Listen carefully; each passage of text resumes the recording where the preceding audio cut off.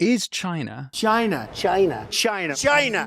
a threat or adversary to or of Britain? China, for quite a long period of time now, has wanted to make other nations dependent upon it. Most acute or most visible aspect of the threat, it would be, this is pretty serious stuff. Let's go to the United Front, the big threat. Something that was named in China as their secret weapon. The United Front had penetrated every sector of the UK economy. Have they infiltrated British government? That is a difficult question to answer, because I've received information that would suggest that they Can you tell me about this embassy then? Yeah, so the background to this is that China wants to build the biggest embassy in Europe, in London. Why do you think it's so important for the Chinese? Well, you do not put a country like China over the arteries that feed your financial infrastructure. You kill that chip supply chain, and we are all in deep trouble. The iPhone starts costing £10,000. That's not an exaggeration.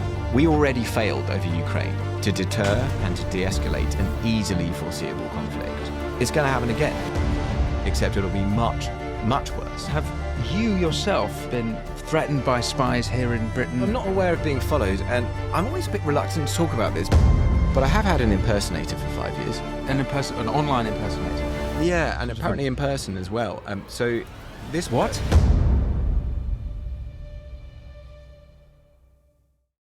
Before you hear from Luke de Pulford, I ask, if you want to support this show, all you've got to do is press subscribe. If you do that, I can have more phenomenal guests like Luke exploring the issues you want to hear about that the mainstream media won't touch. And if you head over to winstonmarshall.co.uk, you will enjoy ad-free viewing and exclusive content. But without further ado, Luke de Pulford.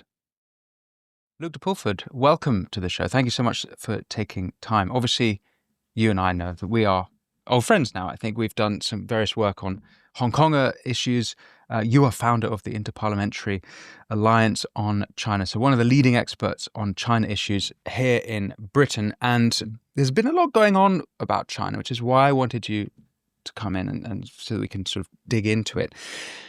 More immediately, there's the story of the new China embassy to be set up in London, this huge gargantuan beast of a building in East London, I believe. But not only that, we had the British steel crisis earlier in the year. As we speak, I believe there's an EU contingency in Beijing who've sort of been humiliated, trucked into the city on a kind of airport bus. It's all kind of embarrassing. And of course, as well, there's Trump revolutionizing the world's approach to China through, well, not least his trade deal or trade tariffs. So I want to kind of make sense of it, not just from a British point of view, but from a kind of Western point of view. But I thought we would start with Britain. Is China a threat or adversary to or of Britain? Well, thank you for having me. It's lovely to see you, and a pleasure to be here on your show. China is very clearly a threat, and it makes clear that it is a threat in a number of different ways that anybody with the eyes to see should be able to perceive. The only people who don't seem to agree with this are a small little clique of officials working in Her Majesty's Treasury who are very worried about trade and who think that upsetting China is going to damage our trade prospects. Leave them aside, there is almost complete consensus on who China is under Xi Jinping, who the Chinese Communist Party particularly is under Xi Jinping, and the threat that it poses to the UK, which you can break down in a whole bunch of areas. But I would say if you start with dependency, economic dependency, and go from there, you get a bit of a picture. So China, for quite a long period of time now, has wanted to make other nations dependent upon it so that they are able to exert and exact political and diplomatic leverage to try to make other countries more receptive to their own policy, foreign policy aims. They do that really successfully, and they have loads of countries over a barrel for things like supply of renewable energy, for example, where they've got a huge monopoly, or the processing of critical raw materials, where their monopoly is well into the 90th percentile for actually all of the world's processing of critical minerals and raw materials as well. These are key things without which we can't run stuff. We depend on China for those. And they've developed these monopolies in areas of critical infrastructure to make countries more dependent upon them so that they can get done what they want to get done. China is a country under Xi Jinping that wants to remake the global order in its own image. They believe that they have suffered a century of humiliation, as they call it, and that now is China's time to dominate the world stage, to be the global hegemon and to project those ambitions over the world. And they're doing that very successfully in loads of different ways. But I think in terms of the most acute or most visible aspect of the threat, it would be in their interference in our system, their influence throughout our system, principally through something that's called United Front work, linked to something called the United Front Work Department, but what is basically China's overseas influence organ. And that's a strong threat to us. Everybody acknowledges that. Like MI5, our security intelligence services, they acknowledge that. The Intelligence and Security Committee of Parliament acknowledged that as our principal security threat. The MI5 director and FBI director got together in an almost unprecedented statement to say, this represents to us our most acute security threat. So, when you start to put those things together, you arrive at a picture that really makes the conclusion unavoidable that we are dealing with an adversary state that means to change our way of life and to make it more receptive to their aims, which are very different to ours. This is a very different value system. So yes, absolutely, China is a threat to the UK as we know it, and not just the UK, the rest of the world. Are their ambitions more than the China ambitions, more than just economic gain? I mean, it's kind of understandable. Every country wants to have get ahead economically, and they need to pull out their many hundreds of millions of people from the poverty that they were in. Is it further beyond that? Yeah, I think it is. I mean, there's a big debate over whether or not China has imperial ambitions. And I think that you can settle that really when you look at their rhetoric over Taiwan, but also around the Philippines and some of those areas, some of those outlying islands, which are supposed to be settled matters of international law. China is trying to assert dominion over those areas. But if you leave aside the specific land grab stuff and look at the Belt and Road Initiative, through which they've poured hundreds of millions of dollars into infrastructure projects across the Middle East, Africa, Latin America, that has resulted in China being able to get its way in those countries, to shape the policy of those countries in a way that really reflects their own interests. I'll give you an example around this. So China's policy on Taiwan is very controversial. They try to say that international law tells them that they're able to take Taiwan effectively. And they want other countries to parrot that line so that they're able eventually to make that move and that there won't be any pushback throughout the United Nations or beyond.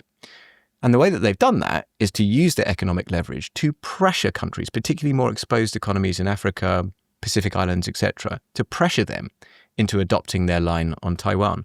This is pretty serious stuff. And I think if you frame it in the context of China's ambitions, you start to you have to admit that their ambitions are beyond China.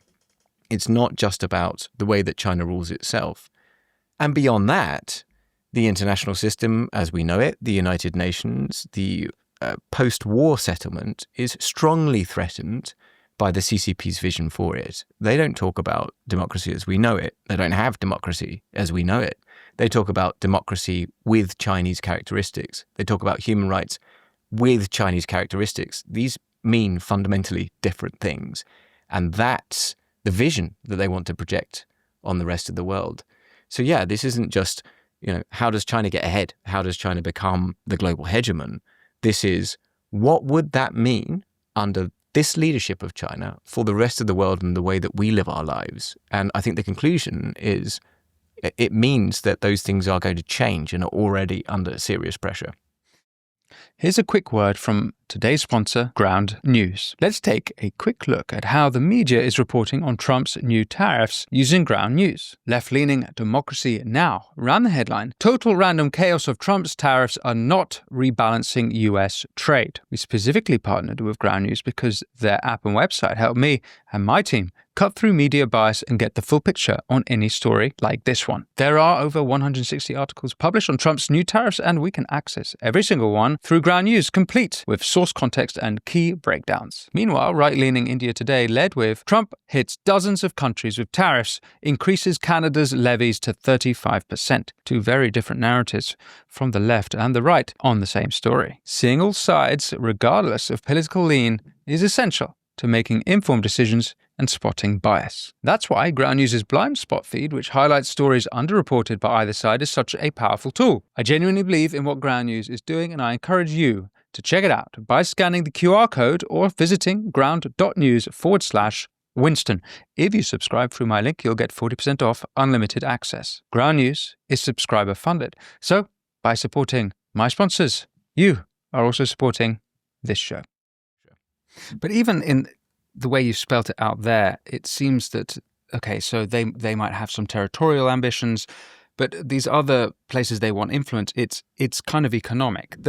I guess where I would argue it might have gone further is, and this is best, maybe the only example I actually have of it is how TikTok is used. Yeah. So TikTok is obviously an American company, a Chinese company with a closed algorithm, so we don't know how it works, and it's banned not only in China but in India. In fact, it only really is operating in America and Europe. But for example, analysis was done on TikTok content, and it was almost regarding Israel, the Hamas war, yep. And it's predominantly, almost entirely anti-Israel, pro-Palestinian content.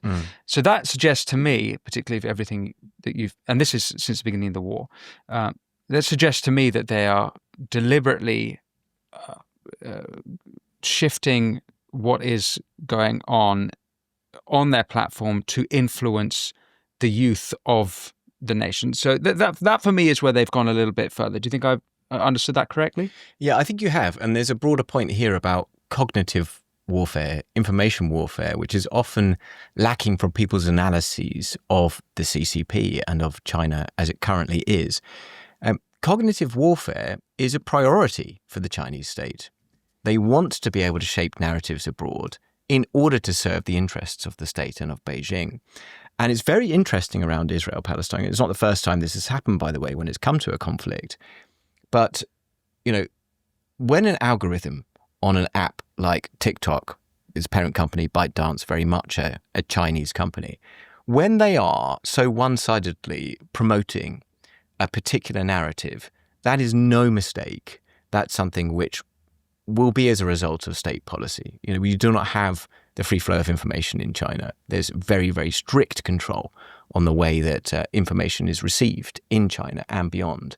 So why would they have wanted to do that? How would that serve their interests? That's where there's debate and where we don't really know. But my projection would be this. In the same way as an ongoing conflict in Ukraine serves the interests of the Chinese Communist Party, an ongoing conflict between Israel and Palestine serves the interests of the Chinese Communist Party. How? Well, they are saying that they want to try to take Taiwan. They have changed the party constitution in order to enable that. They have the biggest military build-up in history. They're saying that they're going to literally execute. They will impose the death penalty on Taiwanese, who they call separatists or people who are promoting independence. And if we are depleting our war chests on Ukraine and on Israel-Palestine, and everybody's attention is distracted and elsewhere, then it makes it much more possible for the CCP to be able to do what they want to do in the South China Sea with minimal pushback from the rest of the world. Why? Because we simply don't have the weapons. I mean, this is one of the arguments which is strongly made by some of the incumbents in the US administration.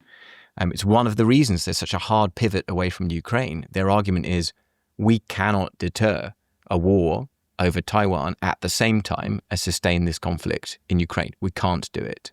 So why would it serve their interests? Well, another very distracting war, which takes up all the political oxygen, which depletes our war chests, serves their interests. Why do we think it is that China is sustaining the war in Ukraine? The war in Ukraine is impossible without China. How so?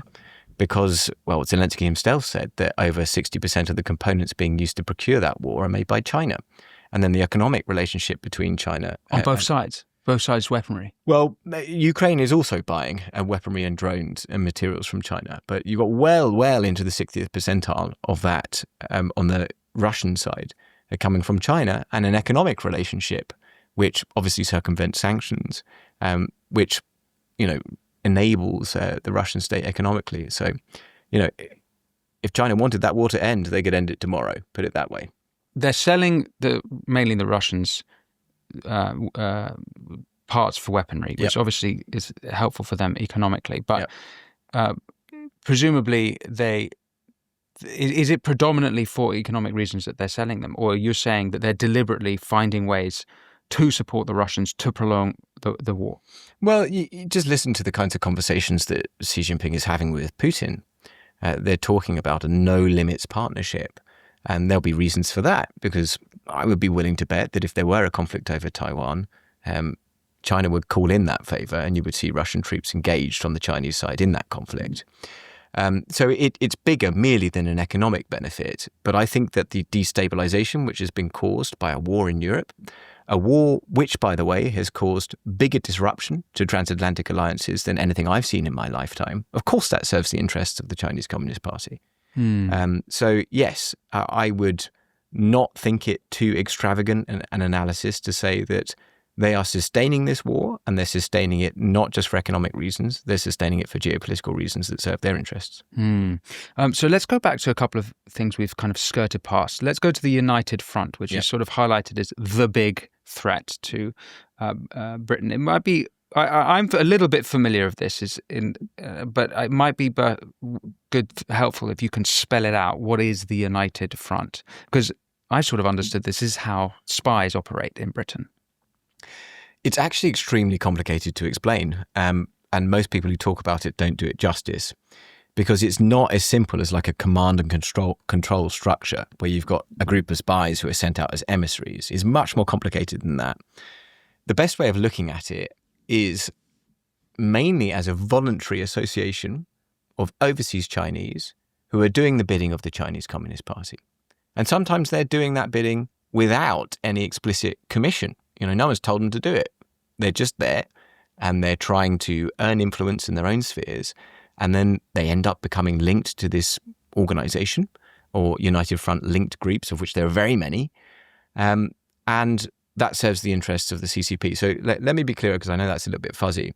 One of the reasons it's so fuzzy, by the way, is that there is an official department of the CCP called the United Front Work Department. It's not actually the same thing as United Front Work, linked, but not the same thing.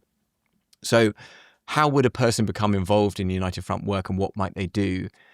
Let's say you move to the UK, you're Chinese, you want to get ahead. You know that if you want to get ahead, you need to be friendly with the party. The party state needs to like you. And you believe in the ideals of the party, let's say. You want to do what's right for your homeland. Well, if you're involved in business, you might find yourself seeking influence, seeking to bring people within the sphere of influence of the party and official party organs within the UK. And there are 1,000,001 ways that can express itself. And here's where the complexity is.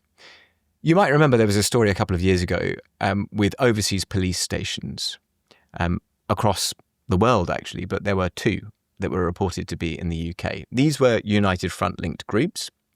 And what they were about was controlling Chinese diaspora and Hong Kongese diaspora, Uyghur diaspora within the UK and beyond for the purposes of shutting them up, making sure that they could silence dissent, keep an eye on people. So those police stations, which were misleadingly named, it's better to understand them as just like control outposts of the CCP.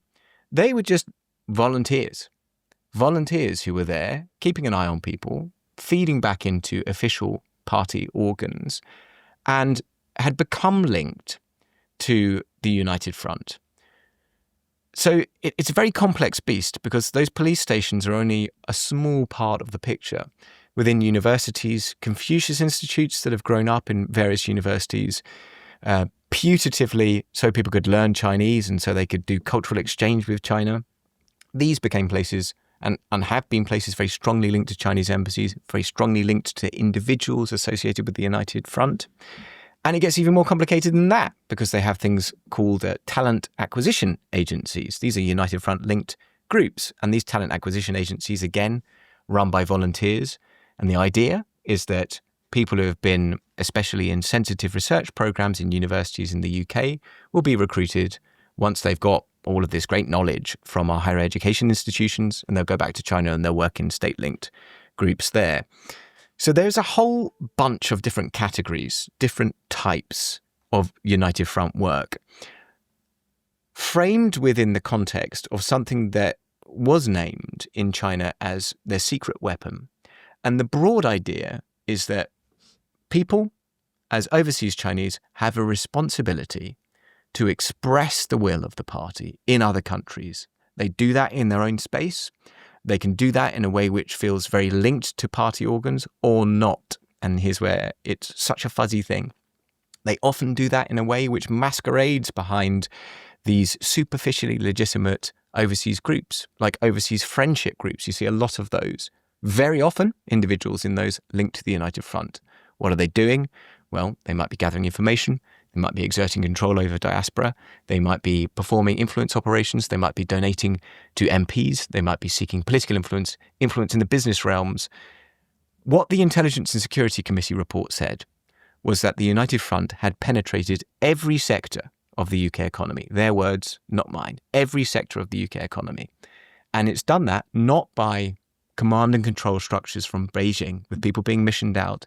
It's done that by instilling in diaspora such a sense of loyalty to this party doctrine that they will come to the UK and they will express it voluntarily, and they will do the service of the CCP in the UK.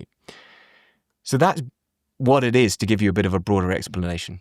So just to be clear, you've said several times it's voluntary, and these are volunteers. But is it hypothetically possible that you would have a Chinese citizen come to Britain and maybe live here for a long time, but they are not part of the United Front? Very much so. Okay, so it's really only those who are pro the CCP, or maybe patriotic. It's not even necessarily pro the CCP. They're patriotic about their country, and for them, serving their country means succeeding around the world, and perhaps they'll have influence, perhaps they'll have intel. Have I understood it correctly? Yeah, I think so. You can see it as nationalism and the work itself as a means of expressing party doctrine in other people's countries. That's a good way of seeing it. You can kind of encapsulate a lot of these different activities like that. Party doctrine meaning just basically Chinese interests? Yeah, but not particularly Chinese interests. I think we should understand them and frame them within the context of the party's interests. Okay. Very different thing, in my view. I don't think we should conflate party and people, but this is a party state. And to get ahead in China, it's very difficult to do that without doing the dance with the party. Yeah. So the Trump administration, one of the first things they did in his second administration this year, they forbade any government or politicians from having any romantic relations or marrying Chinese citizens, presumably because of the United Front operating in America. What I'm interested in getting into is, do you think that these United Front types, they've infiltrated every aspect of the economy, but have they infiltrated British government?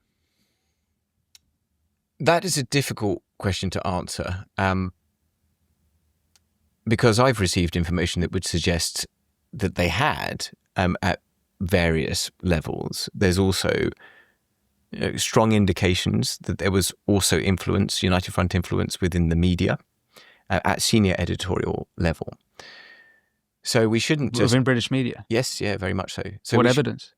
Well, there are investigations underway, put it that way, into United Front influence in media. But these things are very difficult to detect. And it's one of the reasons that you've seen legislation moved in the US and in the United Kingdom in order to try to address it, because a lot of the activities of the United Front won't just be superficially legitimate. They might actually be illegitimate. The only thing that distinguishes the work that they're doing from malevolent or benevolent work will be the intention. And it's so hard to determine that.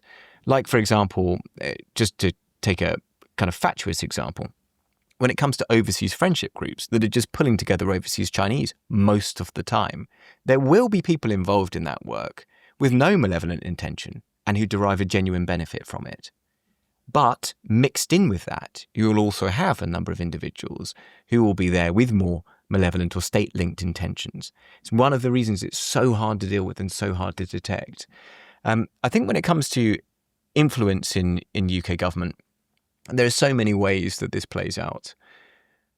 You know, the private sector has a very serious negotiating card within government. You know, it matters what the business lobby thinks, and the business lobby will often find itself pushing for a softer line on China. We see that again and again and again.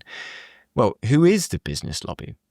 Let's look at, for example, the City of London. It's been widely reported that the City of London has been severely infiltrated by United Front individuals, and the City of London regularly pushes for a softer line on China. And they were also lobbying quite heavily against China being in the enhanced tier of the foreign influence registration scheme. We can go into that in more detail if you want. Also pushing for the listing of Shein on the London Stock Exchange, all this kind of stuff. And you have to ask yourself, well, how does that happen if these institutions, if these suggestions might not really cohere with UK national security or UK interests? Well, it happens partly because of influence exerted upon it by United Front figures and by the institutions that they're linked to, and sometimes directly, diplomatically, by the PRC. So it's a complex picture. I don't think it's as simple as, you know, some spy got sent to infiltrate number 10. It's much more subtle than that, and for that reason, much more difficult to deal with. So what would be your way of dealing with it? If it's possible that you have a spy in number 10, or, I mean, it's very possible. I find it not very hard to imagine that there are currently people of the United Front working in Parliament. It seems very likely. I've been in and out of Parliament. I've seen it's not that hard to get in, and there's lots of people running around there. Seeing that that's possible, or maybe you have insight there, seeing as it's not so hard to imagine, what would you do about it? At the moment, the difficulty in dealing with this is that the activity isn't, for the most part, criminal. It just isn't. So every country operating in the UK is going to try to garner influence. It's what they all do. And the kind of influence which is sought in these cases is slightly different, but very difficult to detect because the activity isn't criminal. So there was a big controversy over one particular Chinese individual who was giving money to various political parties. And who was that? Christine Lee. And she was giving money to a Labour MP, quite a lot of it. What she was doing wasn't criminal. But there was an MI5 alert that was sent around about her because they had ascertained that what she was doing was linked to the objectives of another country, of a foreign state. So that got her into trouble. And there are all kinds of examples like that where you look at it and you think, well, what's actually criminal here? This is where recent legislation helps us. So we've got the National Security Act now. That passed in 2023. And what that does is it creates this scheme. It's kind of like quite Whitehall speak, this stuff, but it's called the Foreign Influence Registration Scheme. It's modelled after US legislation. And what that does is it says, if you're in the top tier of that, they classify countries into the people we don't really care about, and then the ones we think are threats. And if you're in the top tier of that, it requires you to register if you are doing work which might bring about a benefit for a foreign intelligence service. At the moment, China is not in that enhanced tier, is not in that top tier of that scheme for a whole series of really ridiculous reasons, which we can go into. But by forcing people like that to register, it means that if they do not, you've then got something to hold them to account for. Right now, we don't really have anything to hold them to account for. This is why, prior to the National Security Act, I think, from my experience of dealing with the police and some people in the intelligence and security community, they're just pulling their hair out, saying, we actually don't have any tools to deal with this thing. What are we supposed to do? This activity isn't criminal. We think that it's being done. with the intention of supporting Beijing. How do we stop that? And, thankfully, under Tom Tugendhat's leadership, but also the government went with it, we ended up with a piece of legislation that actually provides us with those tools. Right now, the government has decided that it's not going to put China in the top tier of this scheme. So we still don't have the tools to deal with it. Oh, so it's because of our government that they're not in the top tier? Yes. And what's the reason? Well, that they're saying? Because it'll upset Beijing, is my read. Because they're trying to get a trade deal. Yeah. Which they got. They got their... I wouldn't describe it as a trade deal. What they got was a couple of crumbs from Beijing's table, if you want to be polite about it. So this is Rachel Reeves' £600 million. 600 million over 5 years, which probably won't materialise, and which is actually less than the Chinese government plans to spend on renovating the embassy that we shouldn't give them either in London. So it gives you an indication for how paltry that was. Well, what are the concessions that we're making for £600 million over 5 years? Massive concessions on national security. If we're not going to put China in the enhanced tier of the foreign influence registration scheme, we are denuding and depriving our intelligence and security services from the ability to deal with what Parliament's most senior committee says has penetrated every area of our economy. Is an absurd situation. Yeah. But we labour under the misapprehension that China's going to rescue the UK's economy. I'm not sure why people think that. There really isn't much evidence for it. It isn't going to happen. It didn't even happen during the golden era. Do they think that, or is it rather that they're just desperate to get any sort of money in? No, they really think that. It's a dogma. It's just it's like This is a Labour Party dogma. No, it's something which I think has been embedded within the UK government and particularly the UK Treasury for a long time now.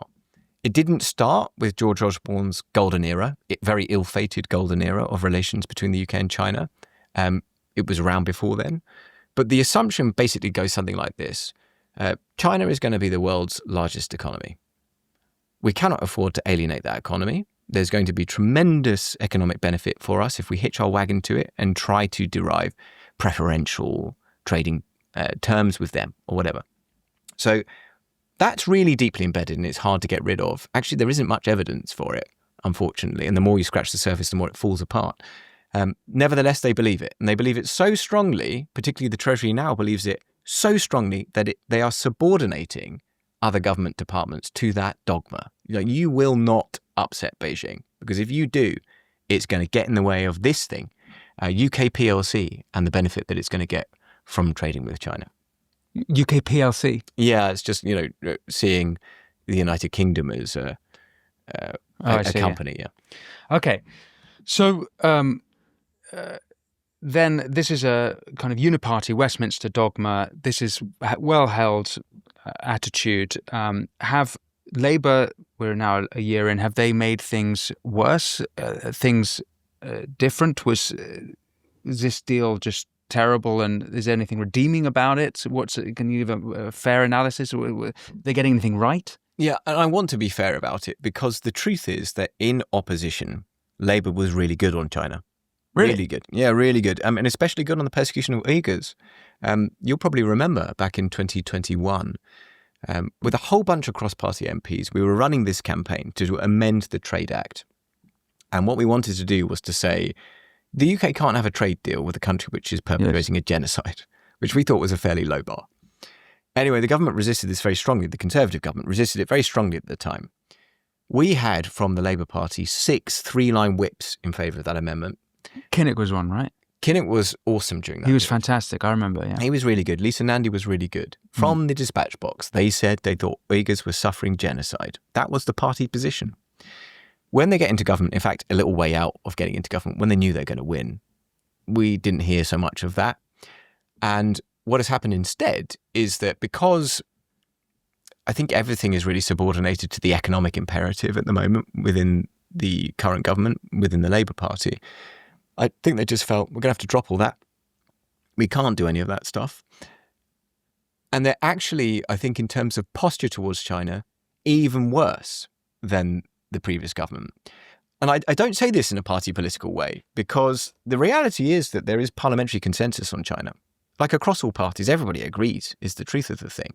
And there are people in cabinet I know who agree, who are very worried about China. Wait, sorry, agreeing first about this Westminster dogma that you've already described, stemming back to George Osborne, but also agreeing that China is a threat.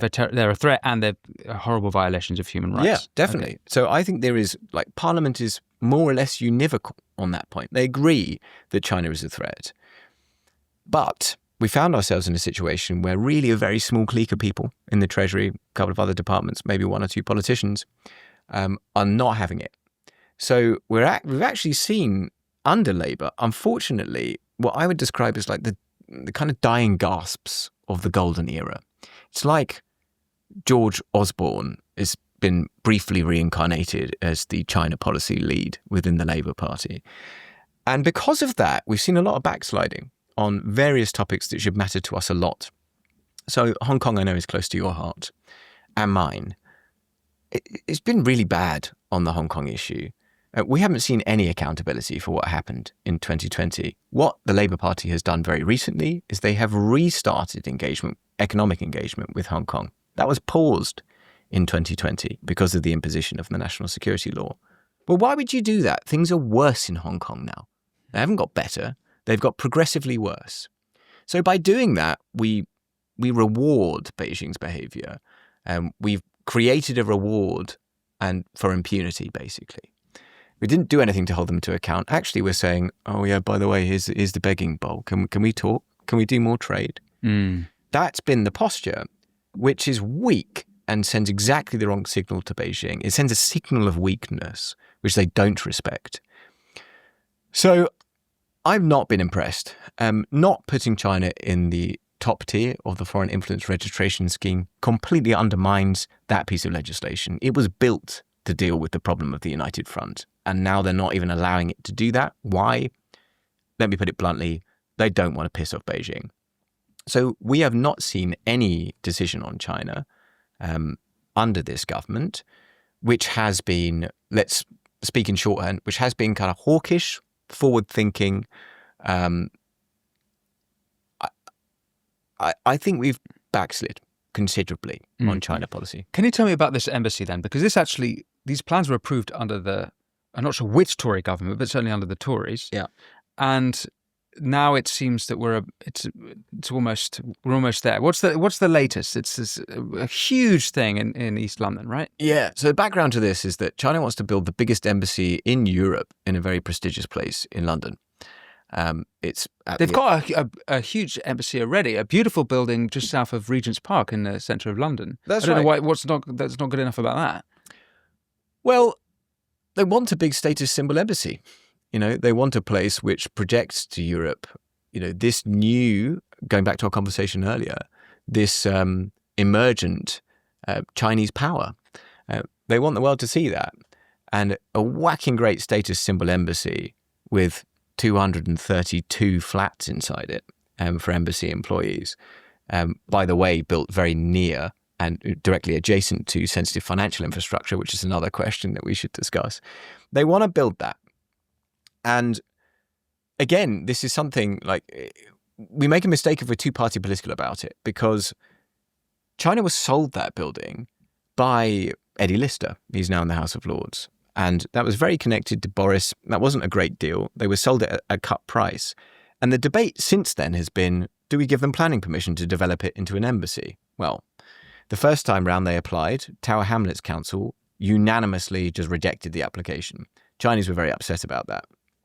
So they said, we will not apply again unless we get an assurance from the government that our planning permission will be approved.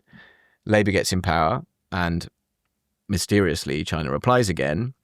And then they called in the application so the government will determine whether or not they're able to develop the embassy rather than the council. So that's the kind of background. Now, where it's at now is that because it's been called in, Angela Rayner or one of her deputies will make the decision on that.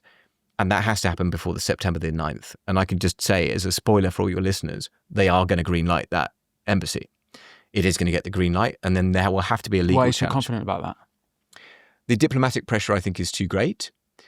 China is not allowing us to renovate our embassy in Beijing as a kind of tit-for-tat thing. Xi Jinping himself, very unusually, raised this in conversation with Keir Starmer in their bilateral. It's really weird. I mean, I just want to underline this.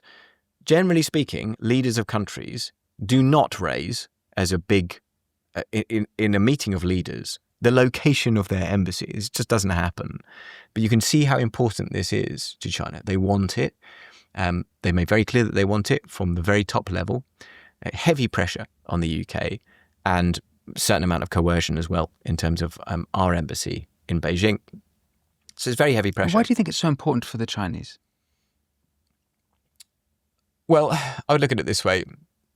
The UK is very geopolitically important in Europe and beyond.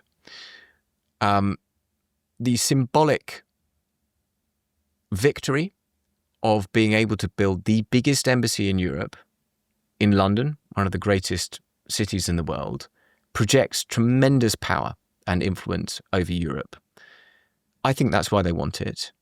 Now, there are people who will also look at it and say, well, they also want it to be their influence HQ in Europe. I mean, it's going to be huge. We're talking hundreds of state employees there, and it will be the best equipped Chinese embassy in Europe at the same time. So there are other reasons that you might speculate they would want it. But I think the main one is the geopolitical symbolism of having the biggest embassy in Europe in a city like London. It also represents a kind of Chinese victory over the growing China skepticism in the West.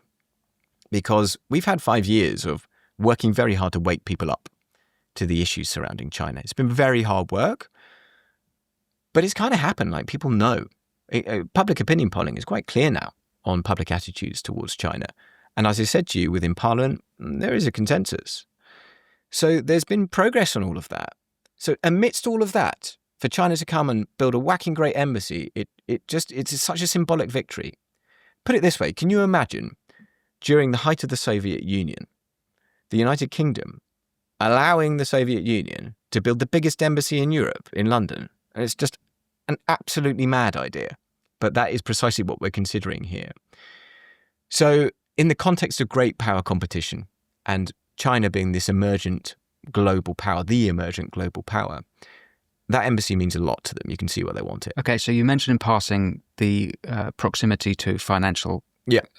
I don't know what you said exactly, but yeah. So this is really interesting. One of the reasons we're opposing this embassy building is that it's been widely reported now. The previous time they applied to Tower Hamlets Council, apparently intelligence objected to it. And they objected on the basis that there is very sensitive financial infrastructure cabling running between Canary Wharf and the City of London, directly underneath the site. So, imagine, that's not just UK financial services, which is, by the way, the backbone of the UK economy. It's also US financial services. And it was on that basis the White House actually made a statement about this.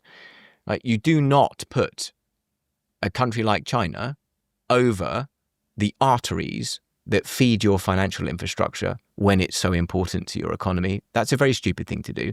China in the past year alone have had 2 confirmed infrastructure hacks in the United States. In fact, they'd embedded malware in US infrastructure with the capacity to disable it.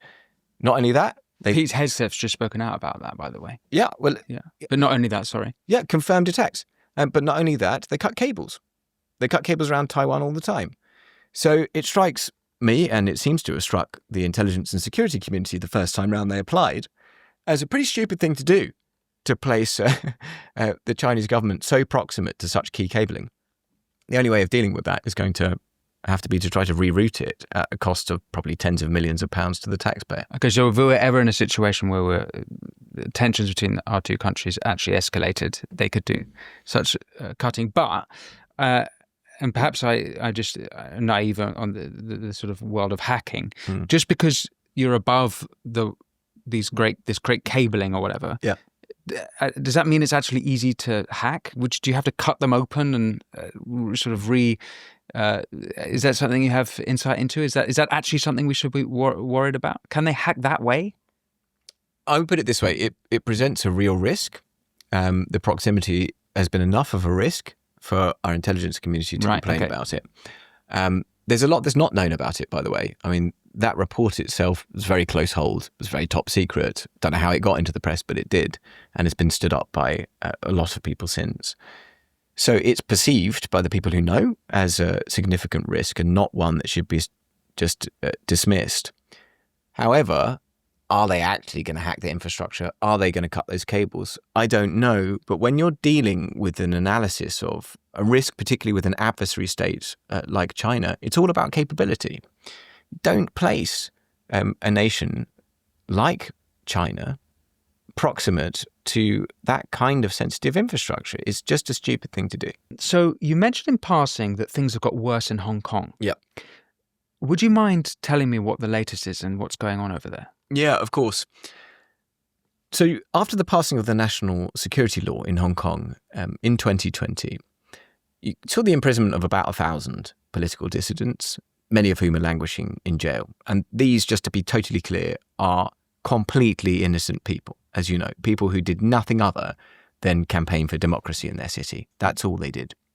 And a lot of people who are languishing in jail and have been for years for that reason, including Jimmy Lai, the media mogul, British citizen. By the way, I'm named as a co-conspirator, ludicrously in that case. Barely even know the guy, but that doesn't matter to them. So that has been ongoing, and the crackdown on freedom of speech and the last vestiges of democracy in Hong Kong has intensified over time. And this is partly because there's a whole department that deals with this now. It has to have something to do. And what it does is it just closes down space for dissent or free speech within civil society. So we saw last month the closing of the final political party, democratic political party in Hong Kong. There just isn't one now with any representation for those who had believed in the values that were promised to Hong Kong in the Sino-British Joint Declaration. That doesn't exist anymore, unfortunately. There are all sorts of things you can't say in Hong Kong, phrases that you can't use, things that you can't wear. But there's also been new legislation and changes to the way the legislation has been interpreted. So we've seen, very unfortunately, some judgments which have indicated that there can be like retroactive application of the national security law. There is also something called Article 23, which extends our understanding of national security offences, makes them even more broad, further reduces space for free speech in Hong Kong. Things have got worse, not better, much worse, even worse since the time of the national security law. So why, against that backdrop, would we be rewarding Beijing's behaviour? Makes no sense. When we paused economic and financial dialogue with Hong Kong, we did it because of the national security law, and things are worse. It makes no sense to me. There's no logic at all. Well, the Guardian are reporting that Britain have agreed that they'll be easier on allowing China to extradite people back. So a lot of the Hong Kongers who have come here, and I believe there's over 200,000. That's right. Are at risk. Am I right in thinking they're now at risk of getting extradited back home? Yeah, so this is a bit of a weird one. It's a bit complicated, so bear with me. Again, in 2020, with the national security law, we suspended extradition to Hong Kong. So they had been listed as what's called a category B country for the purposes of the Extradition Act. So we could do it. There was a legal agreement. That got suspended. And what the government is actually doing is it's making that suspension permanent. So they're kind of removing them from the list of countries that we would extradite to formally, according to an agreement. But what that's replaced with is case-by-case consideration. So the Hong Kong government could say to the UK government, this person is a criminal. We want to go after them. And then the UK government is in a position to refer that case to the courts, and the courts will consider those cases now, case by case. Today, we got a letter from the security minister saying, we're never going to accede to any requests when it's a case of political persecution, which isn't very reassuring for Hong Kongers. And the reason it isn't is that Beijing and Hong Kong have got a long track record of basically inventing spurious criminal charges in order to go after political dissidents. They could easily do that and probably will. So there's a certain amount of insecurity felt now by Hong Kongers in this country who are saying, whoa, like this whole suspension of the extradition thing, that was all right. And getting rid of Hong Kong from the places you will formally extradite people, that's okay too. But this case-by-case thing still presents a risk for us. In my opinion, we shouldn't extradite anyone to Hong Kong or China for the simple reason that you can't be guaranteed a fair trial in those places. We don't do that as a rule of law loving nation. You don't send people to places where they can't get a fair trial. Yeah. And that's what would happen here were we to extradite people to Hong Kong. And why were you a co-conspirator on the Jimmy Lai case? So this is really ludicrous. Sure, I'll be the judge of that. Yeah. Yeah. Well, the background to it is that China's had a narrative about Jimmy Lai. And the narrative has been, in their own words, this is like Jimmy Lai is the black hand behind the whole pro-democracy movement in Hong Kong, which is a really stupid thing to say because it was predominantly a youth-led movement. Jimmy Lai, for anyone who knows the setup in Hong Kong, comes from a previous generation of pro-democratic people who were really not interacting with that group. You know, they were very different parts of the pro-democracy crowd in Hong Kong. So it's just not true. But they want to blame Jimmy and they want to say, you did all this, you with your billions of Hong Kong dollars, you've been funding all of this stuff, you're behind it. And the way that they're doing that is to try to connect him with people in the youth movement with whom he had basically no connection at all. And one of those he's chosen, very sadly, is a guy who volunteered with IPAC in the early days, a man named Andy Lee. What happened with Andy was that he was arrested under the national security law. They got all of his devices. And he tried to escape Hong Kong to get to Taiwan with 11 others in a boat. And they were arrested in Chinese waters. They were all taken to Shenzhen prison in China. Andy, has been reported by the Wall Street Journal or the Washington Post, was tortured in Shenzhen and came back to Hong Kong and had agreed to become a prosecution witness against Jimmy Lai. So just to give you some context, Andy Lee did not know Jimmy Lai. This is completely fabricated, but they want to try to connect Andy, his work with us, and his work with the youth movement to Jimmy. So that's how they've concocted this nonsense. Andy was connected to me. There was a load of stuff in his computer, which was about working with me. And what they've done is they've sort of triangulated all of this in Andy. And they've said, okay, you're the connecting point for Jimmy Lai, who was funding all of you people. And Andy, yeah, you were working with those foreigners. So this guy, Luke, he's a co-conspirator. They also got Bill Browder in it. Bizarre. So there are three people, Bill Browder, me, and then my colleague in Japan. Who's Browder? Bill Browder. So he's the guy who's responsible for Magnitsky legislation. His lawyer was Sergei Magnitsky, who was murdered in a Russian prison. But Bill is a financier, sort of turned human rights activist, and has been very successful in getting countries to pass Magnitsky legislation. So we'd set up this call between Japanese legislators and Bill Browder because we wanted the Japanese to hear about Magnitsky legislation. Andy, I think, was copied on those emails. That was it. But they got all of that. So they have pulled in Bill Browder, who had never even heard of Jimmy Lai, as a co-conspirator in Jimmy Lai's case. Why?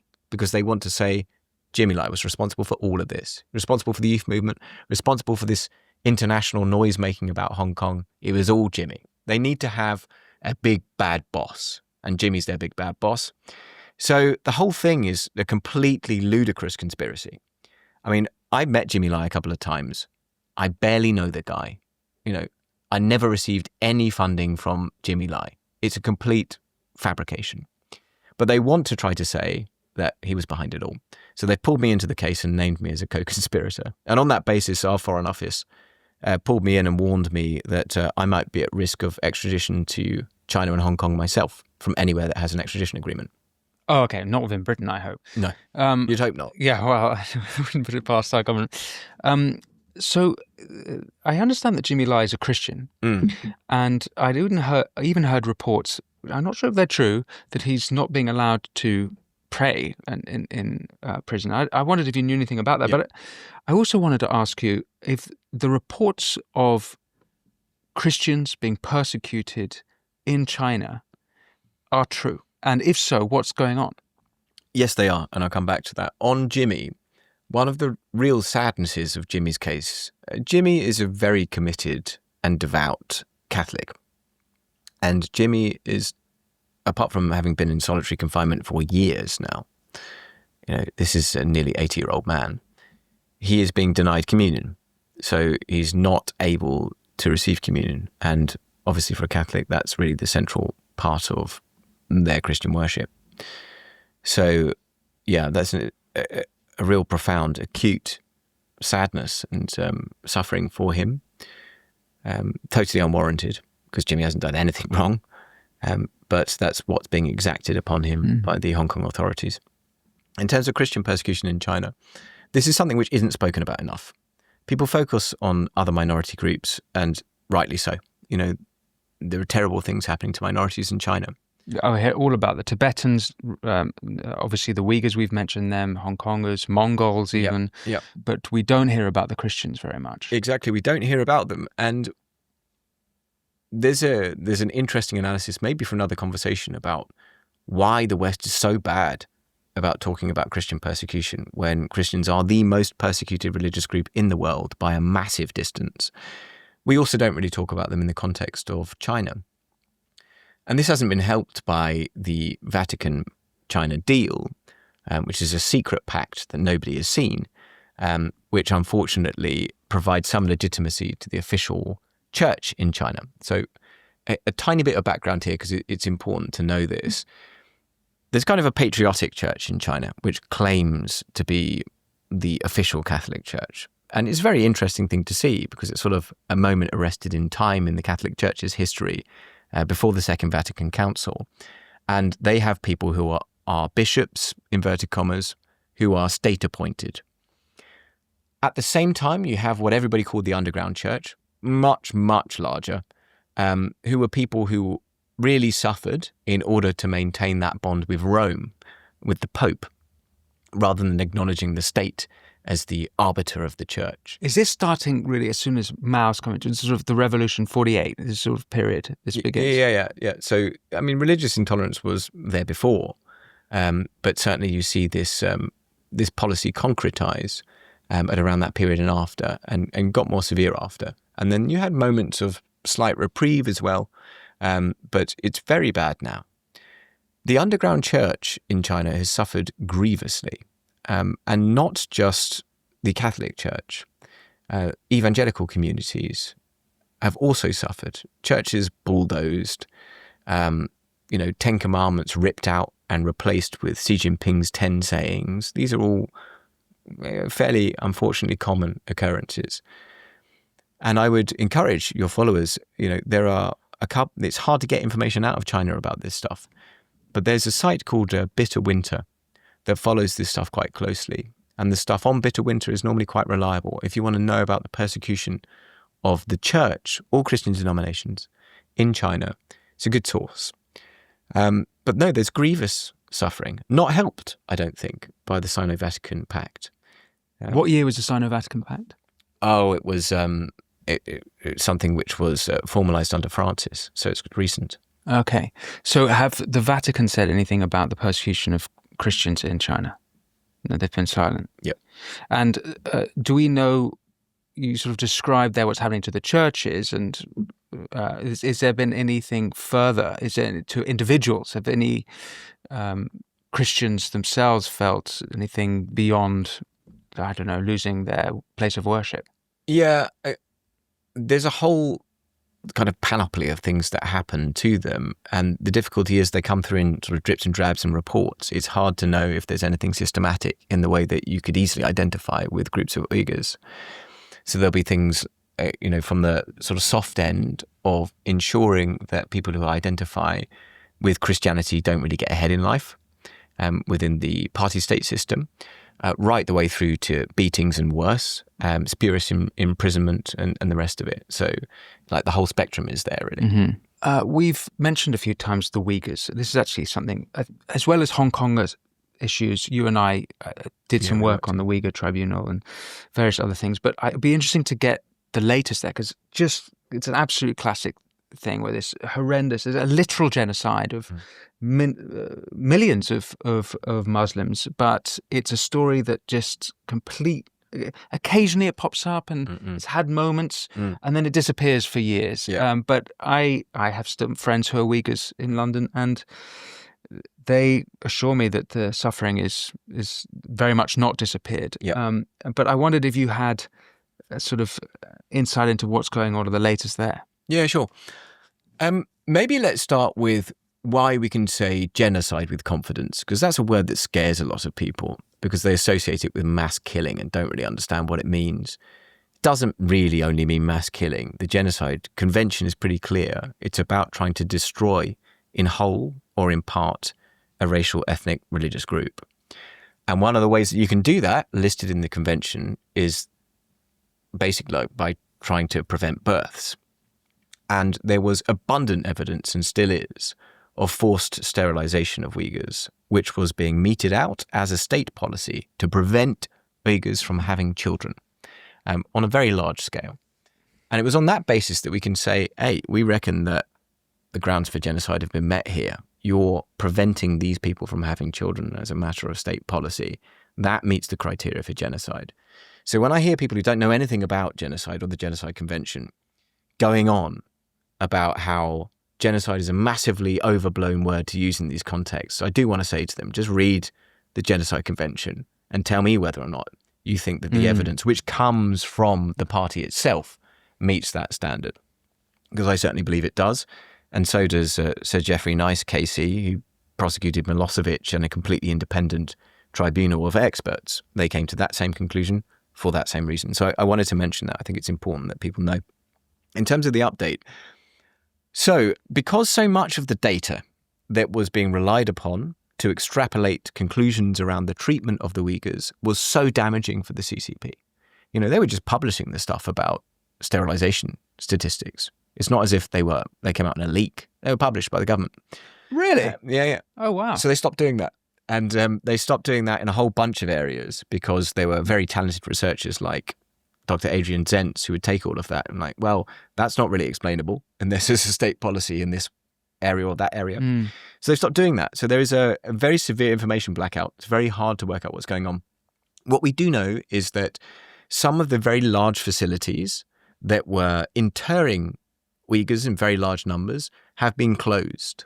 But that does not mean that the persecution has stopped. There's been an adaptation of that repression. And we're trying to work it out. But one way that we definitely know it continues is through labour transfer schemes. So these are, in effect, forced labour schemes, involuntary labour schemes, where mainly ethnic minorities are conscripted to work, state schemes, and dumped in companies. And most of the time, the companies can't say no. They end up with a whole bunch of people working against their will from ethnic minorities who've been conscripted into these government schemes. Those have exploded in recent years. They've got much, much bigger, and they're not just in Xinjiang, they're over the whole of China now. And that's, by the way, how we know that there is a problem with the procurement of things like solar panels, which rely upon polysilicon as their key ingredient. More than 90% of that comes from China, and about 40% of that, maybe slightly less, from the Uyghur region of China. The companies who are doing that, I have to say, if they're participating in these labour transfer schemes. So we know that the risk of forced labour is unacceptable. So those have been exploding. In addition to that, it seems that there are more people in prison than ever before. And it seems as if there are large purpose-built blocks of flats which are highly securitized, which seem to be housing Uyghurs as well. So it's definitely not the case that the repression has stopped. There is an adaptation, but very, very severe persecution of Uyghurs continues to this day, not abated.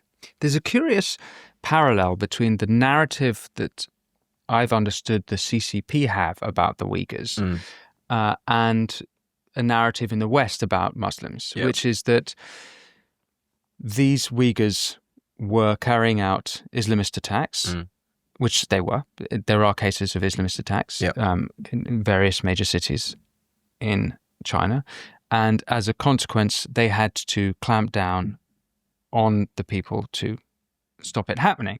Of course, that it omits some important details, not least that Xinjiang in Western China was majority Uyghur, and they sort of colonialized it.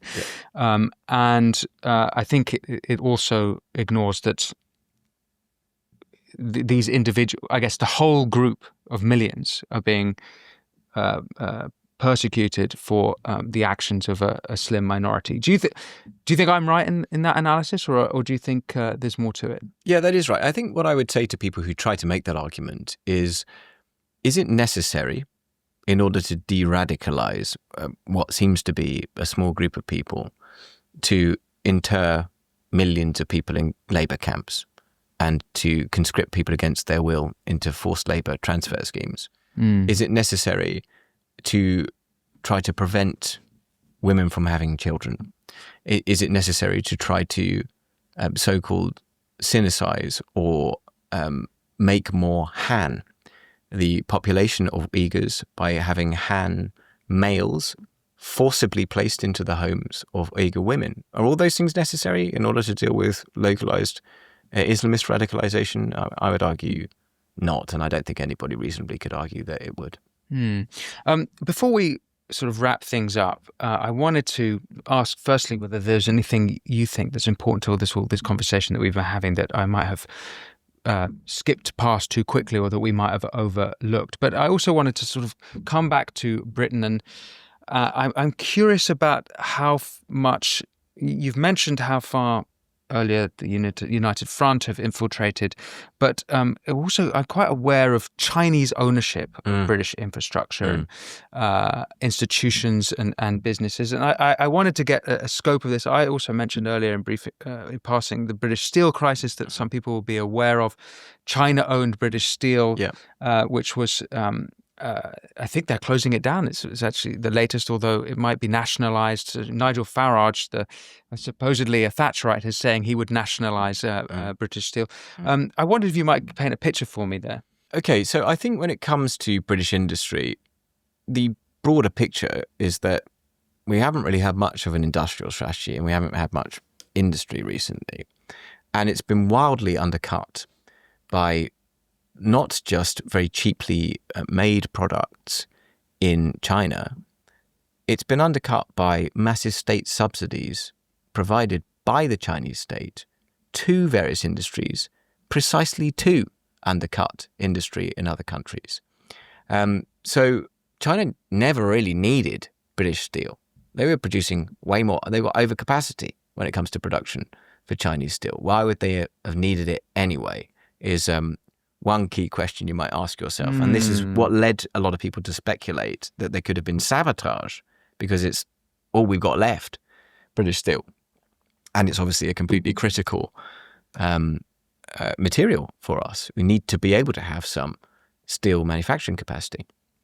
Anyway, the broader picture is that we don't really do industry that much anymore, unfortunately. And what has displaced UK industry has been the kind of mirage of the Chinese economic industrial miracle, which has been predicated upon mass underpricing of labour because of some of the reasons that we were talking about, and massive state subsidies that have made it possible. So that's the kind of broad industrial piece. It's resulted in huge deficits, really, and dependencies. And that's a very difficult situation for the UK to be in. One thing I wanted to talk about, and I think is worth raising, is Taiwan, because this is something which routinely eludes people. They don't get how important it is. In some people's minds, it's like a complicated territorial dispute somewhere over there. Why should we care?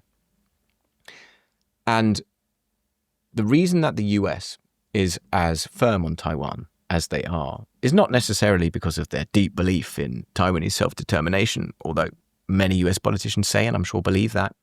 It's economic. The best analysis at the moment that we have of the economic cost of an invasion of Taiwan is 10% of global GDP, $10 trillion. So that's Bloomberg. That's about 5 times worse than the economic impact of the Ukraine conflict. And it could easily be much worse than that with various other contingencies. The reason for that is partly chips, semiconductors. Most of them come from Taiwan. Certainly, the vast majority of advanced chips come from Taiwan. You kill that chip supply chain, and we are all in deep trouble. Stuff just stops working. Not only that, it's an extremely busy shipping route. I mean, it's like 92% of large container ships pass through the Taiwan Strait once a year, something around that region. So the Bloomberg analysis is like, okay, South Korea loses nearly a third of its GDP in a scenario that Taiwan is invaded. And the entire surrounding area and the knock-on economic effects will plunge the entire world into a seriously acute depression. The US knows that, can't afford that. And that's one of the reasons that you're seeing this very hard pivot towards at least being prepared to deter that conflict, being able to deter that conflict. So this is a really big deal, and it's something I want to raise because the UK is not even close to being over this. I don't even think that we've properly assessed how exposed we are and what the economic damage could be. So what happens if we can't get chips anymore? Your iPhone starts costing £10,000. It's not an exaggeration. You can't get stuff. There's massive delays. Bearing in mind that the vast majority of all things actually made are made in that part of the world. We're talking a really serious problem. And have we got our house in order? No. Actually, what we're doing is we're walking further into a place of unpreparedness, of greater dependency, of not being able to defend our interests, because China will be in a position to say, all right, and where are you going to get your stuff? We're making it worse, not better. What we should be saying is this is an appreciable risk. China says it wants to do it. They've got the biggest military build-up in history. There are more and more incursions into Taiwanese airspace, more grey zone tactics. They say that they want to execute now those people who are promoting independence in Taiwan. And there are all these other conflicts which China is enabling, which are distracting the world's attention. It would be very stupid not to prepare for the possibility of conflict over Taiwan. And are we doing that? Like hell we are. We're doing virtually nothing. I don't even think we've assessed our economic exposure. That's totally unacceptable, and we've got to be in a better place around that. We already failed over Ukraine to deter and to de-escalate an easily foreseeable conflict. It's going to happen again, except it'll be much, much worse. And the people who will pay for it will be the people of Taiwan and the people who have to end up fighting if it comes to that. But it'll also be people up and down this country who ended up being subjected to economic devastation because of the failure of their politicians. Do you think that Trump's actions in Iran around the 12-day war, Operation Rising Lion between Israel and Iran, and then Trump came in with his B-2 bomber and put the mother of all bomb busters, or whatever it was called, over Fordow. Do you think that will act as a deterrent to China? Well, if China have watched that and thought, maybe we should be a bit more careful around Taiwan. Certainly seen that analysis. There are people who are saying that. And there are people celebrating it for that reason. There have been similar things said about, frankly, the way that the international community reacted to Russia as well. There was also very heavy energy dependency there, and the fact that eventually the international community sort of came together and imposed multilateral sanctions. People also extrapolated from that, that'll be a bit of a warning sign to Xi Jinping and to the CCP. I'd be a bit more circumspect about it because, China is pushing very fast and very hard towards self-sufficiency. They are stockpiling food, and precisely the things that a country stockpiles in order to be able to sustain itself through war. They have the biggest military build-up in history. Those are James Cleverly's words, not exactly a China hawk, not mine. And they're making all these noises, and there's a lot on the line for them. They even, amended the party constitution quite recently to make unification with Taiwan even more of a priority. Xi Jinping's not going to live forever. It's his life's ambition to achieve this thing. We have to prepare for this possibility. And I think there will be voices in China who would counsel very strongly against on the basis of some of the things the US has done and some of the things the international community has done. I think that the people of China have been prepared through drip-fed propaganda for such a period of time now that there would be a willingness to tighten their belts for a pretty serious period of time in order to get that goal done. That's my view about it. I'm not able to speculate when, I don't know. But would they be willing to endure pain in order to absorb Taiwan? Yes, I think is the answer to that. You mentioned Xi Jinping. There's rumours that he already has lost power and he still has it nominally, but that actually there's other people running the show. Have you heard any of these things? Yeah, there's a lot of that about. There's been. Is that normal? Is that kind of the sort of thing you're always going to hear about, totalitarian state like that, or a communist state, or do you think there's anything new to it? Well, this is one of the things that I don't really like about this work, because things are so closed in China. There's such little transparency. People don't really know what's going on. So there's wild speculation all the time. Yeah. And there's almost like China watching is fetishized. It's like people really love this stuff. They don't really know. But it does seem there have been some formal announcements about a certain degree of reorganization within the party, different roles adopted by different people, certain people fired who were seen as very close to Xi Jinping. And that might indicate a weakening of power. That seems to be the developing consensus. But for the most part, like the rumor mill around China watchers, always take with a pinch of salt. Luke, it's been great to talk to you. My last question is, have you yourself been sort of threatened by spies here in Britain? It might seem like a ludicrous question, but a friend of mine, Majid Nawaz, who was doing a hunger strike for the Uyghurs several years ago, was very much being followed by a spy around London. And I just wondered whether you might have had any experiences like that. So I'm not aware of being followed, and I'm always a bit reluctant to talk about this because I don't want to frame my experience in the same bracket as dissidents who've just got so much more skin in the game. Their families are back home. The ramifications are real and very acute in a way that, frankly, they're not for me. But I have had an impersonator for 5 years. That's been slightly weird. An online impersonator? Yeah, and apparently in person as well. So this... What? Yeah, I'll tell you, it's actually quite funny. So this started, I think, in 2019, 2020. And whoever this person was creating fake email addresses in my name, emailing family, friends, colleagues, people that this person thought were my colleagues. And this went on for a while. Some of it was quite irksome because there would be like emails to IPAC cancelling events and stuff like that. So it was quite annoying. But amusingly, my Conservative Party membership was resigned by this person who had to phone up to confirm it. I had them traced by the police to Hong Kong, that's where it was all happening from. But yeah, that's been going on for a while. I get a lot of abuse. Tankies make videos quite a lot. They try to entrap me quite a lot. I think that there were fake dating profiles that have been set up in order to try to, bracket me in that way. I won't ask whether they worked or not. I like to think they did. So there's that kind of stuff.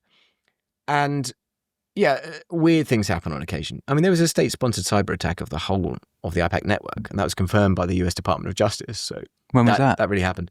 It happened in 2021, and we didn't learn about it until 2024, shamefully. And we weren't told by any of the government authorities, which was really bad. Anyway, and it wasn't the FBI's fault, because they found out and they told the governments that had been affected. And none of those governments told us, including our own. So thanks very much, guys. It was nice to be able to defend us. Unbelievable. So mainly online stuff, I'd say. I don't feel unsafe. And I don't think I'm in the same category as people who have got family in China who can be intimidated.